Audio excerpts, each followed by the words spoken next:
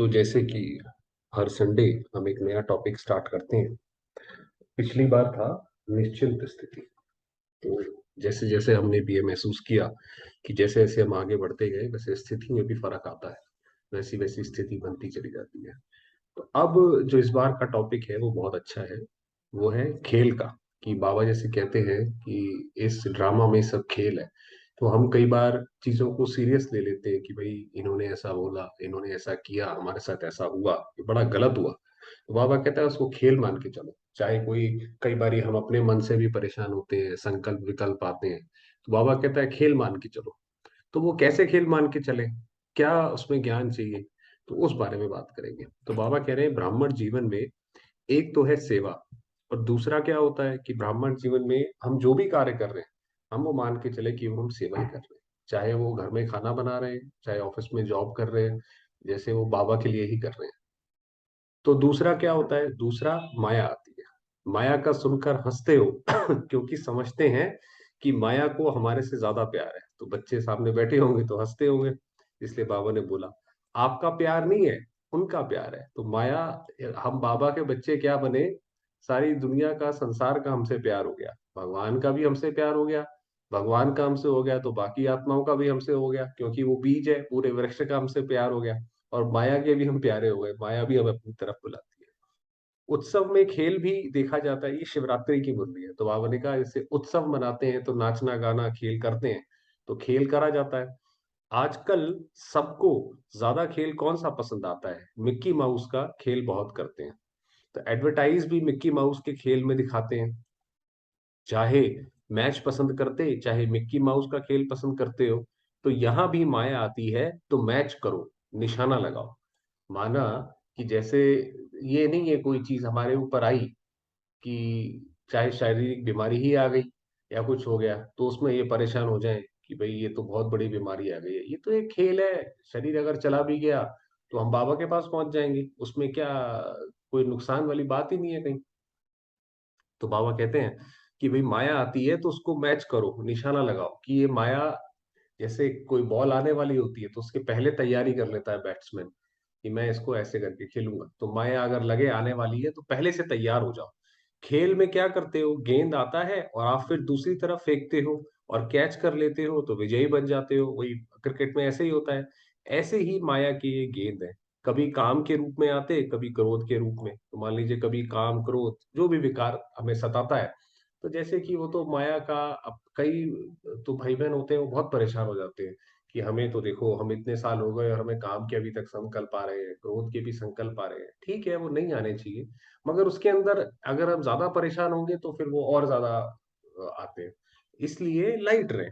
तो बाबा ने कहा जैसे वो ऐसे समझे माया का अटैक आया और हम उसको अपना खेल के हटा दें। यह कैच करो, ये माया का खेल है। अगर माया के खेल को खेल समझ करो तो उत्साह बढ़ेगा। और माया की कोई भी परिस्थिति को दुश्मन समझ देखते हो तो घबरा जाते हो। कि मान लीजिए कोई ऐसी जगह पे हमने जाना है जहाँ पे हमें कुछ बोलना है, करना है, और हम ये सोचें कि ये तो बहुत खतरनाक है, तो ये सोचें भाई ये तो ये जैसे खेल करते हैं, वैसे उस खेल में जाकर हमें अपना वहां पे कर्तव्य दिखाना है। मिक्की माउस खेल में कभी बंदर आ जाता, कभी बिल्ली, कभी कुत्ता, कभी चूहा आ जाता, लेकिन आप घबराते हो क्या, मजा आता है ना देखने में। तो ये भी उत्सव के रूप में माया के भिन्न भिन्न परिस्थितियों का खेल दे। तो ऐसे जो भी कोई हमारे सामने आए, बिल्कुल हम ऐसे ही देखें कि ये तो जैसे माया का खेल चल रहा है, एकदम डिटैच होकर। तो ऐसे खेल देखने में कोई घबरा जाए तो क्या कहेंगे, खेल देखते देखते भी कोई सोच ले कि गेंद मेरे पास ही आ रहा है, मेरे को ही ना लग जाए, तो खेल देख सकेगा। तो कई लोग होते हैं ना वो ऐसे ही बोलते हैं कि भाई ये मेरे साथ ही होता है, मेरे ही क्या सारे विकर्म है, ऐसे बोलते हैं। तो बाबा कहते हैं खेल में ये नहीं देखा जाता कि बार बार बॉल मेरे पास आ रहा है नहीं आ रहा है, तो आप एंजॉय कैसे करोगे। तो खुशी और मजे से खेल देखो, माया से घबराओ नहीं। वही बताया कि कोई भी चीज आए, कैसा भी संकल्प आए, परिस्थिति आए, प्रकृति आए, शारीरिक बीमारी आए, घबराओ नहीं। ये खेल है, इसमें हमें कोई लूज करने की बात नहीं है। शिव बाबा हमारे साथ है। और इस खेल में सारी चीजें विनाशी है। इस खेल में कोई भी चीज विनाशी नहीं है जो विनाश हो जाएगी, जिसके ऊपर हमें दुख होगा। एक मनोरंजन समझो, चाहे शेर के रूप में आ जाए, घबराओ नहीं। यही स्मृति रखो कि ब्राह्मण जीवन की हर घड़ी उत्सव है, उत्साह है। तो अब ये हफ्ते, अब हम ऐसे ही करेंगे कल तक जब हम मिलें, तो ये हम कोशिश करें कि हमारे पास जो भी आए, जैसे उत्साह, बाबा ने कहा एक्साइटमेंट और उत्सव है, तो वही हर एक चीज़ को खेल के रूप में देखें और ऐसे-ऐसे आगे बढ़ाते जाएँ। उसी के बीच में ये खेल देख रहे हैं, खुशी में नाच भी रहे हैं और बाप के ब्राह्मण परिवार के विशेषताओं के, गुणों के गीत भी गा रहे हैं। तो सबसे बड़ी आसान चीज़ होती है कि जब भी कभी मन हमारा खाली हो, उदास हो, शिव बाबा की महिमा करने लगें कि शिव बाबा कौन-सी ऐसी हस्ती है, तो वो वास्तव में उस हम उससे बाहर भी आ जाएँगे। यही उसका तात्पर्य है जब वो हनुमान को दिखाते हैं कि वो बोलता था जय श्री राम और उड़ जाता था। तो अगर हम जैसे ही बाबा की महिमा करने लगेंगे, वो सब चीज़ पूरी हो जाएगी। और ब्रह्मा भोजन भी मज़े से खा रहे हैं। तो बाबा ने कहा ये हम उत्सव हमारा हर रोज़ ही उत्सव है। हमारे लिए कोई हम दिवाली, होली का वेट नहीं करते। आप जैसा शुद्ध भोजन, याद का भोजन विश्व में किसको भी प्राप्त नहीं है। जब हम खाना बनाते हैं और हम ये ध्यान रखें कि ये शिव बाबा को हमें पहले जो है स्वीकार कराना है। तो आप सोचिए हम कितनी उसके अंदर साफ-सफाई से बनाएँगे। कोई भी चीज़ होगी बड़े ध्यान से करेंगे, बड़े मन से करेंगे और फिर उसको जब बाबा के पास लेके जाएँगे तो बाबा भी उसे स्वीकार करेगा। तो उस खाने में कितनी शक्ति होती है। तो बाबा ने कहा ऐसा भोजन किसी को भी प्राप्त नहीं है। इस भोजन को ही कहा जाता है दुःख भंजन भोजन। दुःख भंजन माना अगर हमने खाने पे इतना ध्यान दे दिया, तो बाकी सारी हमारी दिनचर्या, हमारे दुःख आधे से ज़्यादा तो वैसे ही खत्म हो जाएँगे। क्योंकि कहते हैं जैसा अन्न वैसा मन। मन की भी स्थिति वैसी हो जाएगी और बाकी चीज़ें भी एटमॉस्फेयर, सारा वातावरण, वाइब्रेशन सब अच्छे हो जाएँगे। इसीलिए उसको दुःख भंजन कहा जाता है। याद का भोजन सब दुःख दूर कर देता है। आपको पता है जब शुरुआत में जब बैगरी पाठ था, तो उस समय बाबा के पास करीबन 400 भाई-बहन थे और ऐसा समय आता था कि खाना खाने का पता नहीं होता था कि अगली बार का खाना कैसे आएगा। तो उस वक़्त भी बच्चे तो बीमार पड़ते ही थे, ऐसा तो है नहीं कोई शारीरिक बीमारी नहीं आती थी। उस समय भी किसी को कोई बीमारी है तो बस बाबा भोग ही खिला देते थे, अच्छा इस बच्चे को ये वाला भोग खिला दो, अच्छा बाबा को याद करो ये भोग खिला दो और वो उससे ठीक हो जाते थे। तो वही बाबा ने बोला कि याद का भोजन सब दुख दूर कर देता है क्योंकि शुद्ध अन्न से मन और तन दोनों शुद्ध हो जाता है। तो हमारा तन भी जो है वो अगर बाबा की याद में खाना बना हुआ होगा तो वो जो प्रकृति है वो इस शरीर को जाके नुकसान नहीं करेगी। वो खाना जो है इस शरीर को जाके नुकसान नहीं करेगा। ऐसा नहीं है इंडाइजेशन हो गया, कॉन्स्टिपेशन हो गया, लूज़ मोशंस हो गए, वो सब नहीं होगा।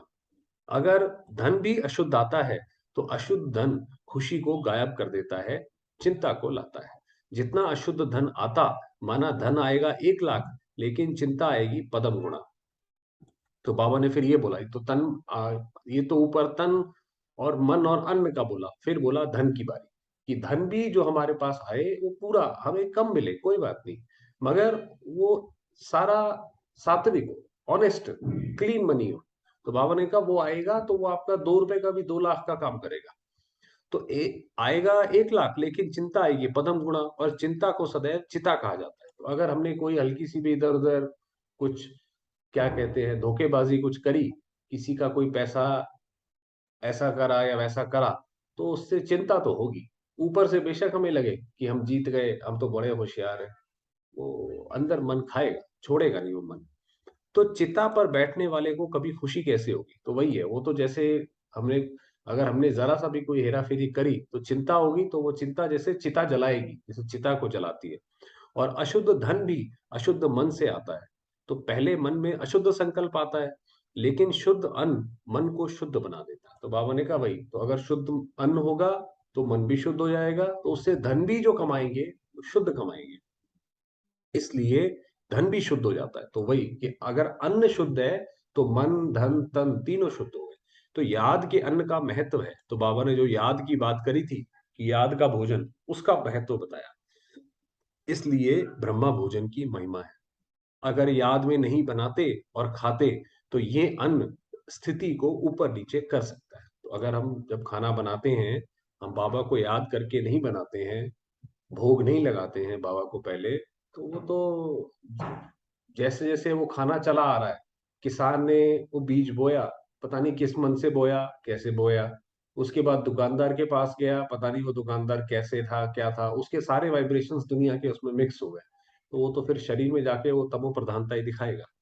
याद में बनाया हुआ और याद में स्वीकार करने वाला अन्न दवाई का भी काम करता है और दुआ का भी काम करता है। तो बाबा ने कहा अगर बाबा की याद में हमने करा है, तो जैसे कि वो एक दवाई की तरह काम करेगा। आपको पता है इन दिनों में तो हॉस्पिटल में भी दवाइयाँ क्या कहते हैं, कोई बहुत ज़्यादा काम करती नहीं है। ऐसे समय पे ये अन्न बाबा का काम करेगा। याद का अन्न कभी नुकसान नहीं कर सकता। कितनी बड़ी बात बोली बाबा ने कि याद का अन्न नुकसान नहीं करेगा। इसलिए हर घड़ी उत्सव मनाओ। माया किस भी रूप में आए, अच्छा मोह के रूप में आती है तो समझो बंदर का खेल दिखाने के लिए आई है, बंदर में मोह बहुत होता है।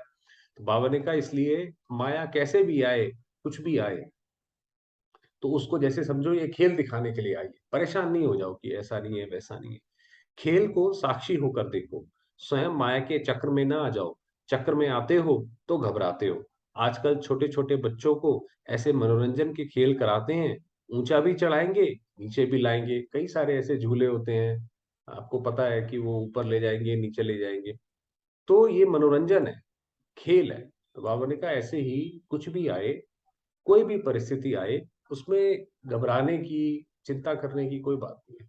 अगर हमारा सब तन, मन, धन, अन्न शुद्ध है, सात्विक है, तो हमारा कोई कुछ बाल-बाका नहीं कर सकता।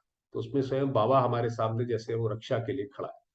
और अगर मान लीजिए कोई नुकसान होता भी है, तो ज़रूर पिछले जन्मों का कुछ करना है, तो वो तो जितना जल्दी चला जाए उतना अच्छा है। जितना देर से जाएगा उतना ज़्यादा नुकसान करेगा। तो इसलिए बिल्कुल निश्चिंत रहें।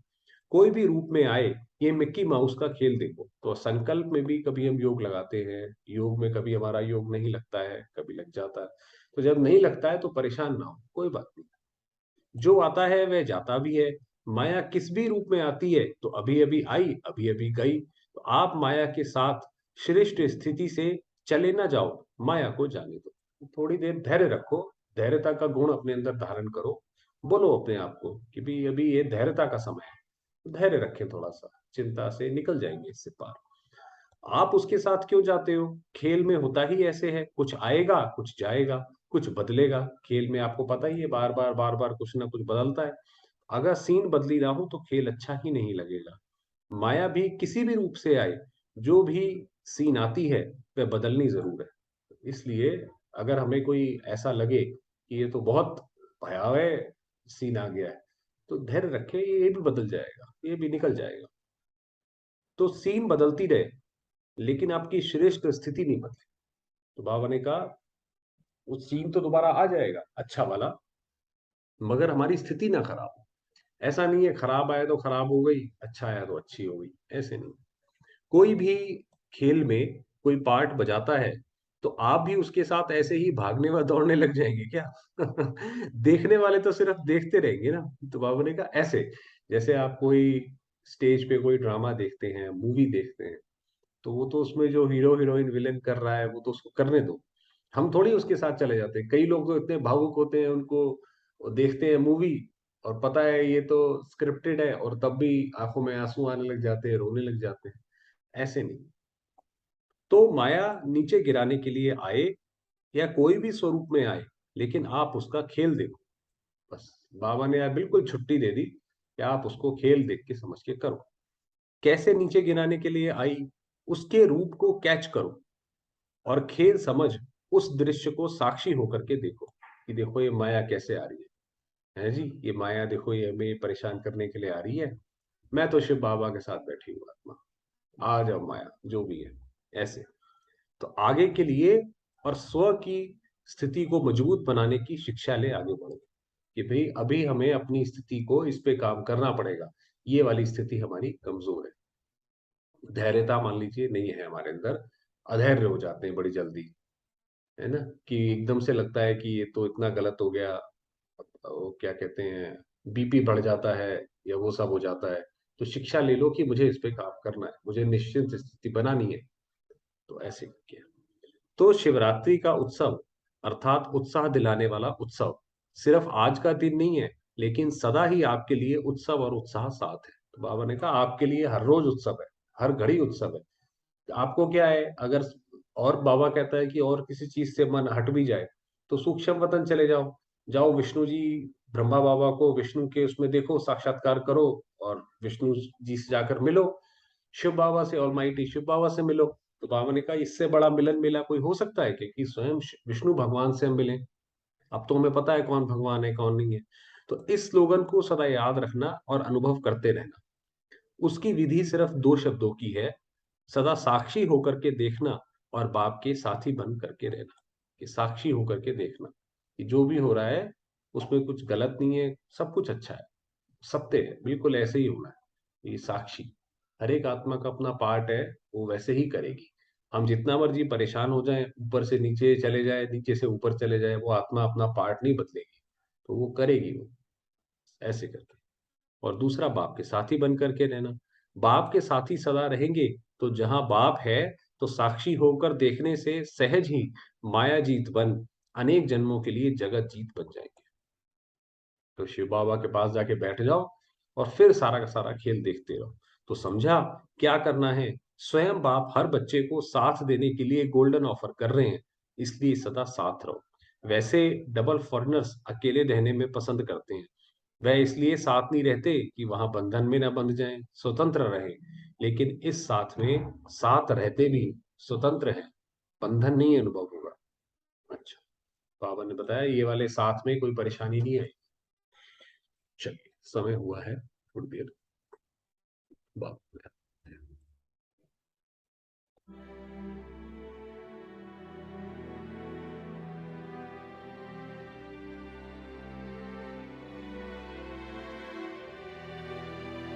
मैं आता हूँ ज्योतिर्बिंदु।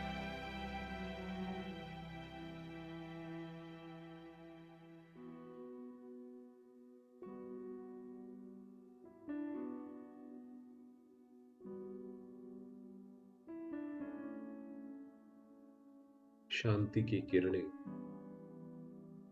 चारों ओर फैला रही हूँ।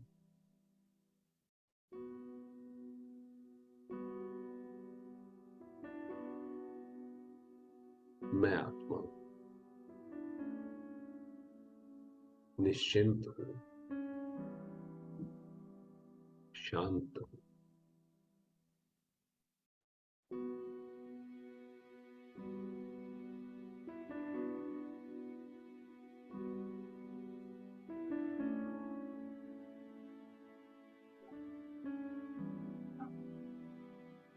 इस ड्रामा में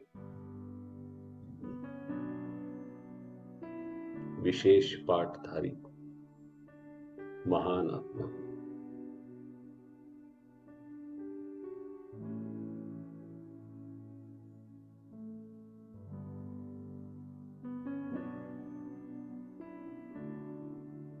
निराकार ज्योतिर्बिंदु, ज्ञान के सागर,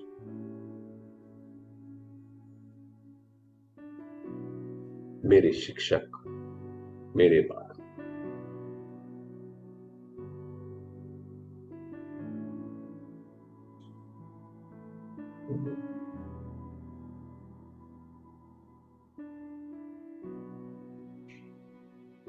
मैं आत्मा इस शरीर से,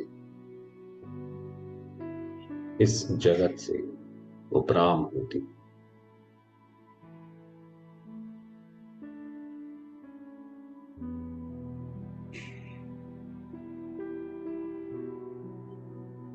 और जाती हूँ सूक्ष्म वतन, अपने बाबा के पास।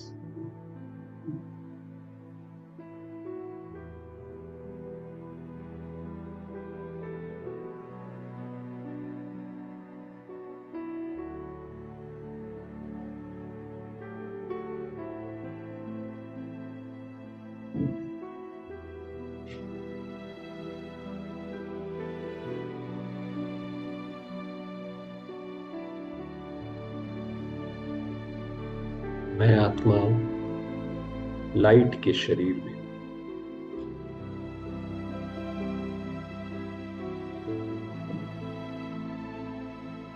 पवित्र, संपन्न,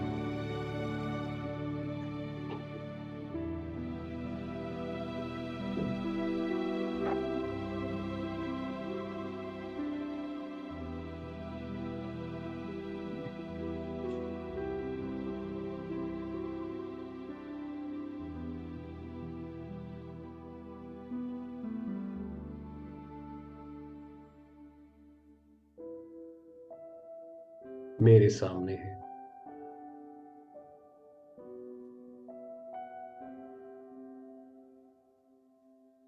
स्वयं प्रजापिता ब्रह्मा।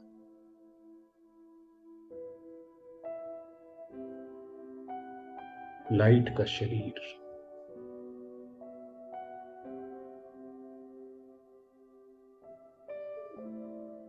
श्री कृष्ण की आत्मा।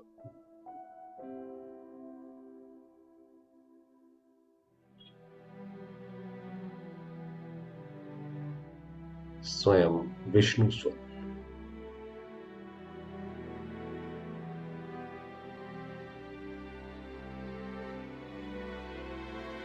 अलंकारों से संपन्न।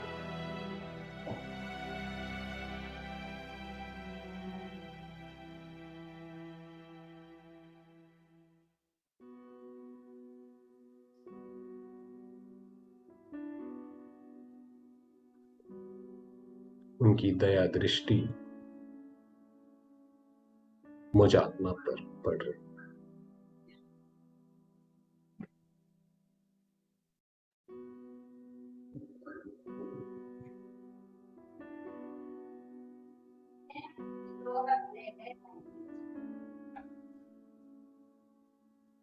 अपना सारा ध्यान प्यारे शिव बाबा की कुछ क्षणों के लिए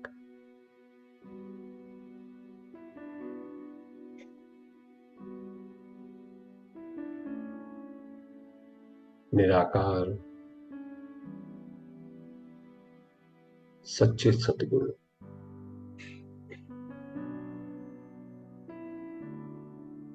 ऑलमाइटी अथॉरिटी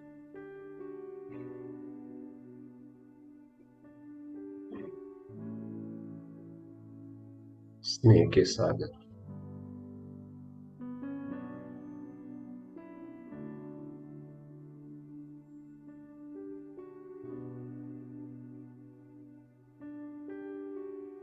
ब्रह्मा विष्णु शंकर के रचयिता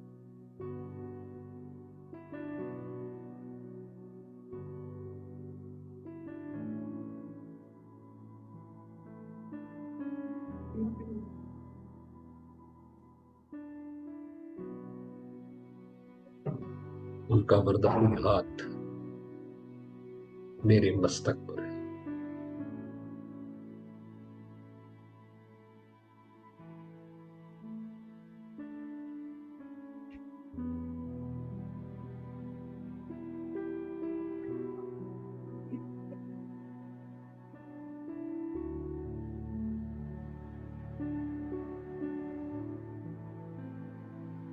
बाबा की शक्तियों को स्वयं में समाती जाती हूँ।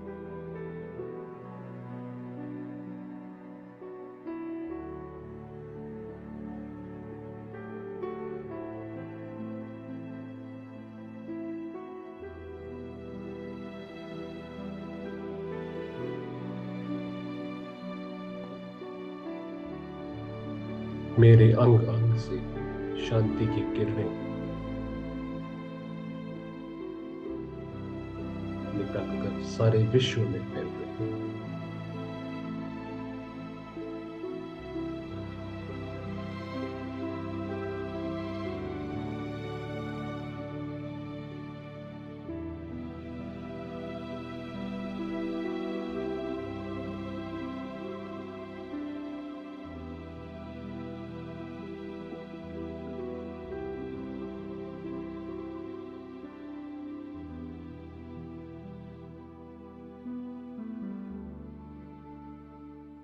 सारे संसार को,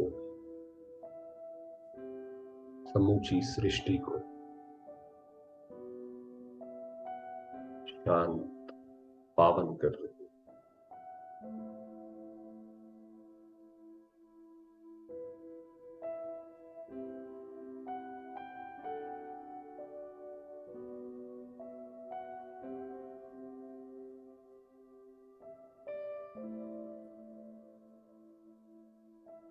सर्वात्माएं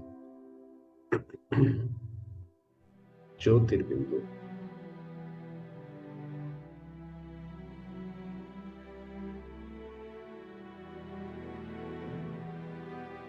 अपने दुखों से, चिंताओं से, भय से मुक्त।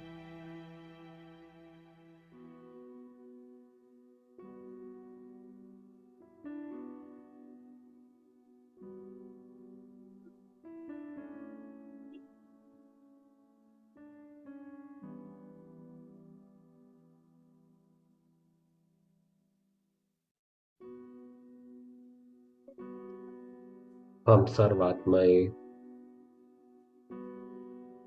एक पिता की संतान, एक परिवार हैं।